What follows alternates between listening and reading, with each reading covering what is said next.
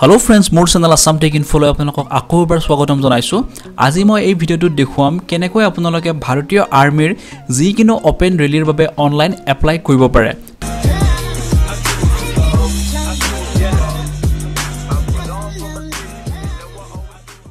গতিকে মই আজি দেখুৱাম আপাৰ আসামৰ মৰিয়নিত হ'বলগীয়া অসমৰ 10খন ডিস্ট্ৰিক্টৰ ইণ্ডিয়ান আৰ্মিৰ ওপেন ৰেলীত আপোনালোকে কেনেকৈ এপ্লাই কৰিব পাৰে। সো তাৰ বাবে প্ৰথমতে যিকিনো এটা ব্ৰাউজাৰত খুলি ল'ব assamtechinfo.in আৰু ওয়েবসাইটটো খোলাৰ লগে লগে আপোনালোকে এনেকুৱা এটা ইন্টাৰফেস দেখা পাব। তাৰ পিছত লেটেস্ট পোষ্ট সেকশনত আপোনালোকে যেটো প্ৰথম পোষ্ট দেখিবলৈ পাব চাওক ভাৰতীয় আৰ্মি ভৰ্তি এই পোষ্টটোত আপোনালোকে ক্লিক কৰিব। ক্লিক কৰাৰ লগে লগে নতুন এটা পেজ খোল খাব আৰু এইটো পেজতে এই যেটো ৰেলী হ'ব লগা আছে মৰিয়নিত সেই ৰেলীটোৰ বিষয়ে আপোনালোকে গোটেইখিনি গম পাই যাব। ঠিক আছে, চাওক টোটাল 10খন ডিস্ট্ৰিক্টৰ হ'ব আপাৰ আসামৰ যোৰহাট, মাজুলী, তিনিচুকীয়া, ডিব্ৰুগড়, গোলাঘাট, শিৱসাগৰ, চৰাইদেউ, ধেমাজি, নৰ্থ লখিমপুৰ আৰু কাৰ্বি আংলঙৰ কেণ্ডিডেটে এই ৰেলীটোত অংশগ্ৰহণ কৰিব পাৰিব। ওকে, তাৰ পিছত চাওক যেটো ৰেলী অনুষ্ঠিত হ'ব হেতু 2 মাৰ্চ 2019 পৰা 9 মাৰ্চ 2019 লৈ হ'ব। এটো অনুষ্ঠিত হ'ব মৰিয়নিত আৰু যেটো ভেনিউ হ'ব যত অনুষ্ঠিত হ'ব হেতু হৈছে আৰ্মি ৰিক্ৰুটিং অফিচ যোৰহাট। ওকে, আৰু আপোনালোকে যি এডমিট কাৰ্ড পাব সেই এডমিট কাৰ্ড আপোনালোকে জানুৱাৰী 3 তাৰিখৰ পৰা আপোনালোকৰ জানুৱাৰী 6 তাৰিখৰ ভিতৰত আপোনালোকে এডমিট কাৰ্ডসমূহ ডাউনলোড কৰিব পাৰিব। ঠিক আছে, তাৰ পিছত আপোনালোকে তলত যাব। তলত যোৱাৰ লগে লগে আপোনালোকে কোনটো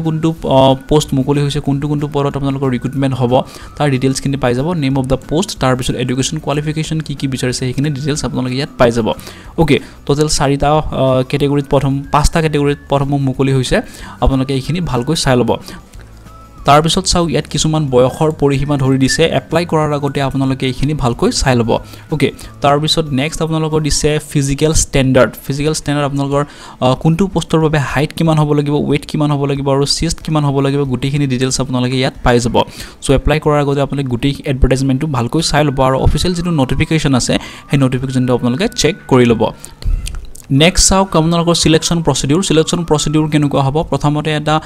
ফিজিক্যাল ফিটনেস টেষ্ট হ'ব, তাৰ পিছত মেডিকেল এক্সামিনেশন হ'ব, তাৰ পিছত হ'ব common entrance examination CEE। Okay, তাৰ নেক্সট চাওক আপোনালোকে কেনেকৈ এপ্লাই কৰিব পাৰে। আপোনালোকে অনলাইন মাধ্যমেৰে এপ্লাই কৰিব লাগিব। joinindianarmy.nic.in এই ওয়েবসাইটত গৈ আপোনালোকে অনলাইন এপ্লাই কৰিব পাৰে। সো মই আৰু বিশেষ কৈ নাথাকো, মই জাস্ট দেখুৱাম আপোনালোকে কেনেকৈ অনলাইন এপ্লাই কৰিব পাৰে। ঠিক আছে, সো তাৰ বাবে আপোনালোকে চাওক এটা লিংক পাব for registration, click here, for login, click here. প্ৰথমতে আমি ৰেজিষ্ট্ৰেচন কৰিব লাগিব। সো আমি ৰেজিষ্ট্ৰেচনত ক্লিক কৰিম। সো ৰেজিষ্ট্ৰেচনত ক্লিক কৰাৰ লগে লগে আপোনালোকে এইখন পেজ দেখা পাব আৰু ইয়াতে কিছুমান অনলাইন এপ্লিকেশন ফৰ্মৰ কিছুমান ইম্পৰ্টেন্ট ইনষ্ট্ৰাকচন দিয়া আছে। আপোনালোকে এপ্লাই কৰাৰ আগতে এই ইনষ্ট্ৰাকচনখিনি ভালকৈ পঢ়ি ল'ব। ওকে, তাৰ পিছত তলত এটা অপচন পাব কন্টিনিউ বুলি, কন্টিনিউত ক্লিক কৰি দিব। কন্টিনিউত ক্লিক কৰাৰ লগে লগে আপোনালোকে অৰিজিনেল ৰেজিষ্ট্ৰেচন ফৰ্মখন পাই যাব। ইয়াতে কিছু আপোনালোকে পাৰ্সোনেল ডিটেইলছ দিব লাগিব। ওকে, সো প্ৰথমতে চাওক আপোনালোকে এটা ষ্টেট সিলেক্ট কৰিব লাগিব। তাৰ পিছত যদি আপোনালোকৰ আধাৰ কাৰ্ড আছে তেতিয়া হলে প্ৰথম যেটো অপচন দেখিছে ইয়াত টিক কৰিব। যদি আধাৰ কাৰ্ড এপ্লাই কৰিছে এতিয়ালৈ অহা নাই, এনৰোলমেন্ট নাম্বাৰটো আছে তেতিয়া হলে সেকেন্ড অপচনটো টিক কৰিব আৰু যদি আধাৰ কাৰ্ড নাই তেতিয়া হলে নানত ক্লিক কৰিলে হ'ল। ঠিক আছে, সো যদি আপোনালোকে নানত ক্লিক কৰে আপোনালোকে আধাৰ কাৰ্ড বা এনৰোলমেন্ট আইডি নাম্বাৰটো দিব নালাগে আৰু যদি আছে তেতিয়া হলে আধাৰ কাৰ্ডৰ নাম্বাৰটো ইয়াত দিব লাগিব। ঠিক আছে, তাৰ পিছত চাওক নেক্সট আপোনালোকে দিব লাগিব ক্যান্ডিডেট নেম, আপোনালোকৰ নামটো দিব লাগিব। মেট্ৰিকৰ সাৰ্টিফিকেটত যেনেকৈ আছে তেনেকৈ আপোনালোকে ইয়াত দি দিব। যদি বেলেগ কৈ দিয়ে হেখন কেনসেল হৈ যাব। ঠিক আছে, তাৰ পিছত নেক্সট চাওক আপোনালোকৰ ফাদাৰ নেম, তাৰ পিছত নেক্সট মাদাৰ্স নেম, তাৰ পিছত আপোনালোকে দিব লাগিব ডেট অফ বাৰ্থ, তাৰ পিছত ইমেইল আইডি, তাৰ পিছত আপোনালোকৰ মোবাইল নম্বৰ দিব লাগিব। ওকে, সো এইখিনি দি উঠি আপোনালোকৰ ইয়াতে টিক এটা কৰিব। টিক কৰাৰ লগে লগে আপোনালোকে সাবমিটত ক্লিক কৰিব পাৰে। সো তৎক্ষণাত মই এইখিনি ফিল আপ কৰোঁ। তাৰ পিছত দেখুৱাম আপোনালোকে নেক্সট ষ্টেপত কি কৰিব লাগে। সো মই মোৰ পাৰ্সোনেল ডিটেইলছখিনি দি যিখন ৰেজিষ্ট্ৰেচন ফৰ্ম আছে সেইখন মই ফিল আপ কৰিলো। ইয়াতে মই গোটেইখিনি ঠিকঠাক দিছো, কিন্তু মোৰ যেটো ডেট অফ বাৰ্থ আছে, তাৰ পিছত ইমেইল আইডি আছে আৰু যেটো ফোন নম্বৰ আছে সেইটো মই ফেক দিছো, কাৰণ ডেট অফ বাৰ্থটো অৰিজিনেলটো দিলে মই নেক্সট আপোনাক এপ্লাই কৰি ষ্টেপ বাই ষ্টেপ দেখুৱাব নোৱাৰিম। ঠিক আছে, তাৰ পিছত চাওক ইমেইল আইডি আৰু মোবাইল নম্বৰটো মই ফেক দিছো, কাৰণ মই আপোনালোকক জাস্ট দেখুৱাবৰ কাৰণেহে এই ভিডিঅটো বনাইছো। ওকে, তাৰ পিছত এই গোটেইখিনি দিয়াৰ পিছত সাবমিট বাটনত ক্লিক কৰি দিব। সাবমিটত ক্লিক কৰাৰ লগে লগে আপোনালোকে যেটো ইমেইল আইডি দিছিল তাত এটা ওটিপি যাব। ঠিক আছে, মই যেটো ইমেইল আইডি দিছো তাত এটা ওটিপি গৈছে, মই এটা চেক কৰিম। চাওক ইয়াতে ইণ্ডিয়ান আৰ্মি ফালৰ পৰা এটা ওটিপি আহিছে আৰু সেই ওটিপিটো মই ইয়াত সিলেক্ট কৰিলো। সো এইটো মই কপি কৰিম, কপি কৰি ইয়াতে মই ওটিপিটো এন্টাৰ কৰিম। সো হৈ গ'ল। তাৰ পিছত সাবমিটত ক্লিক কৰি দিব। সো সাবমিটত ক্লিক কৰাৰ লগে লগে আপোনালোকে এইখন ফৰ্ম পাব ইয়াত আপোনালোকৰ পাৰ্সোনেল ডিটেইলছ আৰু কন্টেক্ট ডিটেইলছ খিনি ফিল হৈ থাকিব কেৱল দুটামান ফিল আপোনালোকে ইয়াত ফিল আপ কৰিব লাগিব ঠিক আছে প্ৰথমটো হৈছে ইয়াতে আপোনালোকৰ হাইটটো দিব লাগিব হাইটটো ইয়াতে সেন্টিমিটাৰত আপোনালোকে দিব লাগিব চাওক মই দিছো 170 আপোনালোকে যদি সেন্টিমিটাৰত উলিয়াব অসুবিধা হয় তেতিয়া হলে গুগলত যাব গুগলত গৈ আপোনালোকে ইয়াত টাইপ কৰিব যেটো যদি আপোনালোকে ফিটত জানে তেতিয়া হলে 5.5 feet into centimeter আপোনালোকৰ যেটো ফিট হয় সেই ফিট ইন সেন্টিমিটাৰ বুলি দি আপোনালোকে সাৰ্চ কৰি দিব সাৰ্চ কৰাৰ লগে লগে গুগল ৰিজাল্টত আহি যাব আপোনালোকৰ সেন্টিমিটাৰত কিমান হ'ব চাওক 167.64 ওকে সো আপোনালোকে হেতু সিলেক্ট কৰিব 168 বা 70 ঠিক আছে সো ইয়াতে আপোনালোকে সিলেক্ট কৰিব পাৰে 168 বা 69 জি হয় এটো সিলেক্ট কৰিব পাৰে ঠিক আছে সো হাইটটো হৈ গল তো নেক্সট চাওক আপোনালোকৰ education details Okay, highest qualification ইয়াত সিলেক্ট কৰিব আপোনালোকে যদি গ্ৰেজুৱেচন কৰিছে গ্ৰেজুৱেচন সিলেক্ট কৰিব মেট্ৰিক পাস কৰিছে বা 8 পাস কৰিছে জি হৈছে ইয়াত সিলেক্ট কৰিব আপোনালোকৰ হাইয়েষ্ট কোৱালিফিকেশন কি ওকে মোৰ হৈছে গ্ৰেজুৱেচন সো গ্ৰেজুৱেচন সিলেক্ট কৰিলো ইয়াতে দিছে এপিয়াৰিং পাস্ট যদি আপোনালোকে গ্ৰেজুৱেচন কৰি আছে তেতিয়া হলে এপিয়াৰিংত দিব যদি পাস্ট হৈছে পাস্টত দিব ওকে তাৰ পিছত চাওক মেট্ৰিকুলেশন কৰ পৰা কৰিছে ষ্টেট বোৰ্ড ঠিক আছে যেহেতু আমি সেবাৰ পৰা কৰিছো সো আমি ষ্টেট বোৰ্ডত ইয়াত সিলেক্ট কৰিম তাৰ পিছত নেক্সট ষ্টেটখন কি সো আমি অসম ষ্টেটৰ পৰা মেট্ৰিক পাস কৰিছো অসম সিলেক্ট কৰিলো তাৰ পিছত মেট্ৰিকৰ যেটো আপোনালোকৰ সাৰ্টিফিকেট এটা নম্বৰ থাকে সেই নম্বৰটো ইয়াত এন্টাৰ কৰি দিব ওকে মই এনে এটা ফেক নম্বৰ এটা এন্টাৰ কৰি দি দিছো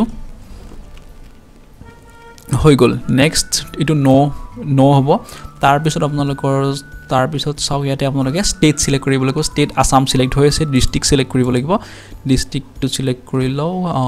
আপোনালোকৰ ইটো ডিস্ট্ৰিক্ট হ'ব কামৰূপ মেট্ৰো তাৰ পিছত নেক্সট সিলেক্ট কৰিব লাগিব তহসিলটো হ'ব আমাৰ দিছপুৰ ওকে সো আপোনালোকৰ যি তহসিল হয় হেতু আপোনালোকে সিলেক্ট কৰি লব তাৰ পিছত চাওক ইয়াতে আপোনালোকৰ ইউজাৰ নেমটো থাকিব আপোনালোকৰ যেটো ইমেইল আইডি হেতুৱে হয় আৰু যেটো পাসপোৰ্ট আছে পাসপোৰ্টটো আপোনালোকৰ কেনেকুৱা হ'ব চাওক হয়তো আপোনালোকৰ নামটোৰে পাসপোৰ্টটো দিব খুজে তেতিয়া হলে ধৰক আপোনালোকৰ নাম ৰোহিত সো আৰটো দিব কেপিটেল লেটাৰ বাকি কেইটা দিব স্মল লেটাৰ ওকে ৰোহিত দিব তাৰ পিছত স্পেশাল ক্যাৰেক্টাৰ এটা ইউজ কৰিব যেনে @ দি আপোনালোকে 1234 এনেকৈ দি দিব তেতিয়া আপোনালোকৰ পাসপোৰ্টটো একচেপ্ট কৰিব চাওক যেটো পাসপোৰ্ট আছিল পাসপোৰ্টটো মই ক্ৰিয়েট কৰি দিলো প্ৰথমতে পাসপোৰ্টটো এবাৰ টাইপ কৰো তাৰপিছত কনফাৰ্ম পাসপোৰ্টত আকৌ এবাৰ টাইপ কৰো তাৰপিছত তলত যেটো আপোনালোকে দেখা পাইছে ক্যাপচা সেই ক্যাপচাটো মই এন্টাৰ কৰি দিলো আপোনালোকে যি দেখা পায় নম্বৰ হেতু তলত সেম তেনেকৈ এন্টাৰ কৰি দিব তাৰ পিছত তলত এটা বাটন দেখা পাব চাওক সেভ বুলি সো সেভত ক্লিক কৰিব সেভত ক্লিক কৰাৰ লগে লগে আপোনালোকে এইখন স্ক্ৰিন দেখা পাব ইয়াত আপোনালোকে গম পাব আপোনালোকে কোনটো পোষ্টৰ বাবে এলিজিবল হয় কোনটো পোষ্টৰ আপোনালোকে এপ্লাই কৰিব পাৰে ঠিক আছে সো স্ক্ৰল কৰিব স্ক্ৰল কৰাৰ লগে লগে চাওক আপোনালোকে যেগিটা পোষ্টত এপ্লাই কৰিব পাৰে হেগিটা গ্ৰীন হৈ আছে আৰু এপ্লাই বুলি লিখা আছে আপোনালোকে চাই লব এজটো চাই লব তাৰ পিছত কিমান এজলৈ এপ্লাই কৰিব লাগে হেতুও আছে আৰু লগতে কোৱালিফিকেশন কি লাগে হেতু চাই লব আপোনালোকে যেতিয়া ৰেজিষ্ট্ৰেচনৰ সময়ত সিলেক্ট কৰে কেৱল HSLC পাস বা HS পাস নাইবা গ্ৰেজুৱেট তেনেকৈ সিলেক্ট কৰে কিন্তু ইয়াতে কিছুমান আৰু দিয়া আছে আপোনালোকৰ পাৰ্সেন্টেজ কিমান লাগিব বা আপোনালোকৰ HS ত কি সাবজেক্ট থাকিব লাগিব গুটেখিনি ইয়াত দিয়া আছে সো এপ্লাই কৰাৰ আগতে আপোনালোকে এইখিনি চাই লব ধৰক আপোনালোকে প্ৰথমতে যেটো পোষ্ট আছে সোলজাৰ জেনাৰেল ডিউটি এই পোষ্টত এপ্লাই কৰিব হোজে তেতিয়া হলে এই পোষ্টৰ বাবে আপোনালোকৰ এডুকেশন কোৱালিফিকেশন বিচাৰিছে matric pass with 45% marks okay আৰু লগতে প্ৰত্যেকটো সাবজেক্টত আপোনালোকৰ 33% মাৰ্কস এবভ থাকিব লাগিব ওকে তাৰ পিছত আপোনালোকৰ যদি HS পাস হয় সেম পোষ্টতে তেতিয়া হলে আপোনালোকৰ কোনো ধৰণৰ পাৰ্সেন্টেজ নালাগে আপোনালোকে এপ্লাই কৰিব পাৰে সো এপ্লাই কৰাৰ আগতে আপোনালোকে এইখিনি বস্তু ভালকৈ চাই লব তাৰ পিছতহে অনলাইন এপ্লাই আৰম্ভ কৰিব ঠিক আছে সো মই যিকোনো এটা পোষ্ট সিলেক্ট কৰিম তাৰ পিছত দেখুৱাম আপোনালোকে নেক্সট কি কৰিব লাগে সো ধৰক আপোনালোকে সোলজাৰ জেনাৰেল ডিউটিত এপ্লাই কৰিব তেতিয়া হলে এপ্লাইত ক্লিক কৰি দিব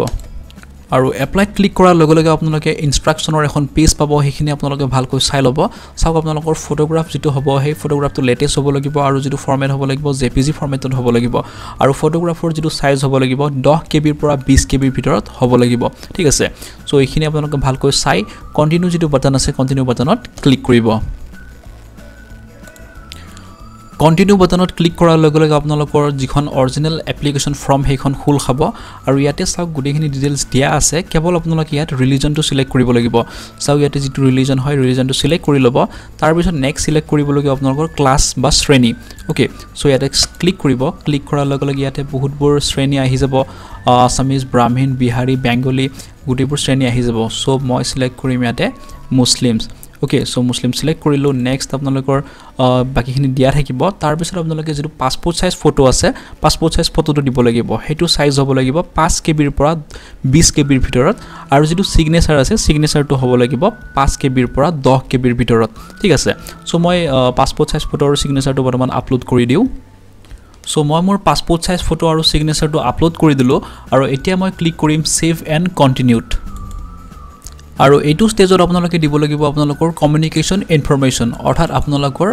এড্ৰেছ ডিটেইলছ ঠিক আছে চাও ইয়াতে পাৰ্মানেন্ট এড্ৰেছ আছে আৰু কৰেসপন্ডেন্স এড্ৰেছ আছে আপোনালোকৰ যদি দুয়োটা একে হয় তেতিয়া হলে এটা ফিল আপ কৰি আপোনালোকে সেম এজ পাৰ্মানেন্ট এড্ৰেছ ইয়াত ক্লিক কৰিব যদি আপোনালোকৰ পাৰ্মানেন্ট এড্ৰেছ বেলেগ হয় আৰু আপুনি ক'বাত ভাড়া থাকে বা ক'বাত বাহিৰত থাকে তেতিয়া হলে কৰেসপন্ডেন্ট এড্ৰেছত আপোনালোকে সেই এড্ৰেছটো দিব পাৰে ঠিক আছে সো তৎক্ষণাত মই এইখিনি ফিল আপ কৰো তাৰ পিছত দেখুৱাও নেক্সট ষ্টেপত আপোনালোকে কি কৰিব লাগিব সো এড্ৰেছ ডিটেইলছ খিনি মই এতিয়া দি দিলো আৰু এতিয়া ক্লিক কৰিম সেভ এণ্ড কন্টিনিউড তাৰ পিছত এইটো ষ্টেপত আপোনালোকে কিছু ডিটেইলছ দিব লাগিব প্ৰথম যেটো ক্যাটাগৰী আছে ক্যাটাগৰীটো আপোনালোকে প্ৰথমটো সিলেক্ট কৰি ৰাখিব তাৰ পিছত নেক্সট আউট স্পৰ্টছ আপোনালোকে যদি কিবা খেল খেলে তেতিয়া হলে ইএস দিব যদি একো স্পৰ্টছৰ একো নাই সাৰ্টিফিকেট তেতিয়া হলে ইয়াতে নো দিলে হৈ যাব ওকে তাৰ পিছত চাও যদি আপোনালোকে এনসিসিত আছে তেতিয়া হলে ইএস দিব যদি নাই নো দিব আৰু আমি যেহেতু অসমৰ ক্যান্ডিডেট হয় তেতিয়া হলে ইয়াৰে আপোনালোকে তলৰ এটাও সিলেক্ট কৰিব নালাগে ওপৰৰ যেটো অপচন আছে নান অফ দা বিলো হেতু টিক কৰিব তাৰ পিছত সেভ এণ্ড কন্টিনিউড ক্লিক কৰি দিব এইটো ষ্টেপত আপোনালোকে দিব লাগিব এডুকেশ্যন ডিটেইলছ ইয়াতে প্ৰথমতে আপোনালোকে কোৰ্সটো সিলেক্ট কৰিব আপোনালোকে কি পাস কৰিছে হাইয়েষ্ট কোৱালিফিকেশন সো মই গ্ৰেজুৱেচন সিলেক্ট কৰিলো তাৰ পিছত মই ইয়াত সিলেক্ট কৰিব লাগিব বোৰ্ড নাইবা এডুকেশ্যন ইউনিভাৰ্সিটি ইয়াতে সিলেক্ট কৰিব লাগিব মই ইয়াতে সিলেক্ট কৰিম ষ্টেট ইউনিভাৰ্সিটি নেক্সট তাৰ পিছত ইয়াৰ অফ পাসিং কোনটো বছৰত আপোনালোকে পাস কৰিছিল সেই ইয়াৰ অফ পাসিং যেটো বছৰ আছে হেতু আপোনালোকে ইয়াত সিলেক্ট কৰিব লাগিব ওকে তাৰ পিছত যেটো ৰোল নম্বৰ আছিল ৰোল নম্বৰটো ইয়াতে আপোনালোকে এন্টাৰ কৰিব লাগিব সো মই এটো ফেক ৰোল নম্বৰ এটা দি দিলো এনে আপোনালোকক দেখুৱাব তাৰ পিছত যেটো সাৰ্টিফিকেট নম্বৰ আছে প্ৰপত্ৰ নম্বৰ সেই নম্বৰটো ইয়াত আপোনালোকে এন্টাৰ কৰি দিব লাগিব সো হৈ গল তাৰ পিছত আপোনালোকে ইয়াত এড বুলি এটা বাটন দেখা পাব এই এড বাটনত ক্লিক কৰিব আৰু এড বাটনত ক্লিক কৰাৰ লগে লগে আপোনালোকে এনেকুৱা এখন টেবুল দেখা পাব ইয়াত প্ৰথমতে চাও যেটো হাইয়েষ্ট কোৱালিফিকেশন মই দিছিলো গ্ৰেজুৱেচন হেতু আহি গৈছে তাৰ পিছত ইউনিভাৰ্সিটি নেম ইয়াতে আহি গৈছে তাৰ পিছত ইয়াতে subject marks obtain out of marks আৰু পাৰ্সেন্টেজটো ইয়াত দিব দিছে ঠিক আছে সো ইয়াতে চাও যদি আপোনালোকৰ ইয়াতে লিষ্টত আপোনালোকৰ সাবজেক্টটো নাই তেতিয়া হলে আপোনালোকে আদাৰ্স যেটো অপচন আছে আদাৰ্সটো সিলেক্ট কৰিব সো ইয়াতে ক্লিক কৰিব ক্লিক কৰাৰ লগে লগে চাও ইয়াতে মই বিচৰা সাবজেক্টটো নাই সো ইয়াত মই others দিলো তাৰ পিছত মাৰ্কস অফ 10 কিমান মাৰ্কস পাইছে হেতু ইয়াত আপোনালোকক খুদিছে সো এটো মই দিলো marks of 10 75 out of 100 okay তাৰ পিছত চাওক সাবজেক্ট নেম মোৰ যেটো আদাৰ্স দিছো গটিকে মোৰ সাবজেক্ট নেমটো ইয়াত খুদিছে সো মই সাবজেক্ট নেমটো ইয়াত এন্টাৰ কৰি দিও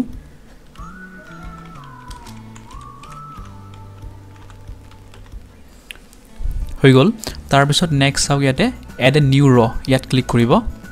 সো এড এ নিউ ৰত ক্লিক কৰাৰ লগে লগে আকৌ তেনেকুৱা ঘৰ আহি গল চাওক ইয়াতে আকৌ আপোনালোকে বেলেগ এটা সাবজেক্ট এন্টাৰ কৰিব পাৰে গতিকে আপোনালোকৰ গ্ৰেজুৱেচনত যিমান কিটা সাবজেক্ট থাকে সেই সাবজেক্ট কেটা ইয়াত এড এ নিউ ৰ ক্লিক কৰি গুটেই কিটা সাবজেক্ট এন্টাৰ কৰি দিব সো যেতিয়া আপোনালোকৰ গুটেই কিটা সাবজেক্ট এন্টাৰ কৰা হৈ যায় তেতিয়া তলত যেটো বাটন দেখিছে কন্টিনিউ বুলি কন্টিনিউড ক্লিক কৰি দিব কন্টিনিউড ক্লিক কৰাৰ লগে লগে আপোনালোকে এনেকুৱা এখন স্ক্ৰীন দেখা পাব যত লিখা থাকিব eligibility criteria based on education details আপোনালোকে যিখিনি এডুকেশ্যন ডিটেইলছ দিলে সেই ডিটেইলছ অনুযায়ী আপোনালোকে কোনটো পোষ্টত এপ্লাই কৰিব পাৰিব সেই পোষ্টটো আপোনালোকক দেখুৱাব যদি সকলো ঠিক ঠাক থাকে তেতিয়া হলে আপোনালোকে ইয়াত কন্টিনিউড ক্লিক কৰিব পাৰে আৰু যদি আপোনালোকে ক্যাটাগৰী বা পোষ্টটো চেঞ্জ কৰিব খোজে তেতিয়া হলে আপোনালোকে ইয়াত চেঞ্জ এপ্লিকেশনত ক্লিক কৰিব পাৰে ঠিক আছে সো মোৰ গুটেখিনি ঠিক আছে গুটেই মই এতিয়া ক্লিক কৰিম কন্টিনিউড ক্লিক কৰাৰ লগে লগে আপোনালোকে এইখন পেজ দেখা পাব ইয়াত আপোনালোকৰ এপ্লিকেশনৰ গুটেখিনি ডিটেইলছ ইয়াত দেখা পাব ঠিক আছে সো গুটেখিনি যদি ঠিক ঠাক আছে তেতিয়া হলে আপোনালোকে ফাইনাল সাবমিট কৰিব পাৰে সো এইখনে হৈছে মোৰ এপ্লিকেশন আৰু আপোনালোকে ইয়াত চাওক ইয়াতে সাবমিট আৰু কেনসেল এপ্লিকেশন বুলি দুটা অপচন আছে আপোনালোকে সাবমিট কৰিব পাৰে নাইবা আপোনালোকে যদি কেনসেল কৰে কেনসেলও কৰিব পাৰে ঠিক আছে সো মোৰ গুটেখিনি ঠিক ঠাক হৈ আছে গটিকে মই ইয়াত সাবমিটত ক্লিক কৰিম সাওক মোৰ মেসেজ আহি গৈছে এপ্লিকেশন সাবমিটেড সাকসেসফুলি ইয়াত ওকে কৰিব ওকে কৰাৰ লগে লগে আপোনালোকৰ যিখন এপ্লিকেশন ফৰ্ম আছে এপ্লিকেশন ফৰ্মখন আপোনালোকে চাব পাৰিব ঠিক আছে সো যদি আপোনালোকে এইখন এডিট কৰিব খোজে তেতিয়া হলে ইয়াত এডিটও কৰিব পাৰে আৰু ইয়াতে কিছু ইনষ্ট্ৰাকচন দিয়া আছে ইনষ্ট্ৰাকচনখিনি আপোনালোকে ভালকৈ পঢ়ি চাব আপোনালোকৰ যেটো ৰোল নম্বৰ আছে সেই ৰোল নম্বৰটো জেনাৰেট হ'ব অনলাইন এপ্লিকেশন শেষ হোৱাৰ পিছত তাৰ পিছত চাওক আপোনালোকে যিখন অনলাইন এপ্লিকেশন ফৰ্ম আছে সেইখন কেতিয়া ডাউনলোড কৰিব পাৰিব যেতিয়া অনলাইন এপ্লিকেশনৰ ডেটটো শেষ হ'ব তেতিয়া আপোনালোকে অনলাইন এপ্লিকেশন ফৰ্মখন ডাউনলোড কৰিব পাৰিব আৰু চাওক কেতিয়ালৈকে আপোনালোকে অনলাইন এই যিখন ফৰ্ম আছে সেইখন এডিট কৰিব পাৰিব যেতিয়ালৈকে অনলাইন এপ্লিকেশনৰ লাষ্ট ডেট শেষ নহয় তেতিয়ালৈকে আপোনালোকে এই যিখন এপ্লিকেশন ফৰ্ম আছে সেইখন এডিট কৰিব পাৰে নাইবা আপোনালোকে কেনসেলও কৰিব পাৰিব ঠিক আছে তাৰ পিছত চাওক আপোনালোকে যেতিয়া লাষ্ট ডেট শেষ হৈ যাব তাৰ পিছত কোনো ধৰণৰ এডিট আপোনালোকে কৰিব নোৱাৰিব আৰু আপোনালোকে যেতিয়া এপ্লিকেশন ফৰ্মখন এডিট কৰি উঠি তলত থকা সাবমিট বাটনত ক্লিক কৰাৰ পিছতহে আপোনালোকৰ এডিট কৰা ডাটাখিনি সেভ হ'ব আৰু এডমিট কাৰ্ড ডাউনলোডৰ যেটো ডেট দিছে সেই ডেটতে আপোনালোকে আপোনালোকৰ নিজৰ প্ৰফাইলত লগইন কৰি ইয়াতে এডমিট কাৰ্ড সেকশনত ক্লিক কৰি আপোনালোকে এডমিট কাৰ্ডখন ডাউনলোড কৰিব পাৰে সো फ्रेंड्स এনেকৈ আমি ইন্ডিয়ান আৰ্মিৰ যিকিনো ওপেন ৰেলীৰ বাবে অনলাইন ৰেজিষ্ট্ৰেচন বা অনলাইন এপ্লাই কৰিব পাৰো বহুত সিম্পল হয় মই যিমান পাৰো সহজত বুজাবলৈ ট্ৰাই কৰিছো তাৰ পিছতো যদি আপোনালোকৰ কিবা কনফিউজন আছে তেতিয়াহলে মোক কমেন্টত জনাব আৰু এই পোষ্টৰ লিংক মই মোৰ ভিডিঅ ডেসক্ৰিপচনত দি দিম তাৰ পৰা আপোনালোকে ডাইৰেক্টলি অনলাইন আবেদন কৰিব পাৰিব আৰু ভিডিওটো চাই যদি আপোনালোকে ভাল পাইছে আৰু এই ভিডিওটোৰ পৰা যদি সামান্য পৰিমাণে উপকৃত হৈছে তেন্তে ভিডিওটো লাইক কৰক কমেন্ট কৰক আৰু শেয়াৰ কৰক আৰু মোৰ এই চেনেলটো সাবস্ক্ৰাইব কৰিবলৈ নাপাহৰিব গতিকে আজিলৈ এইখিনিয়ে ধন্যবাদ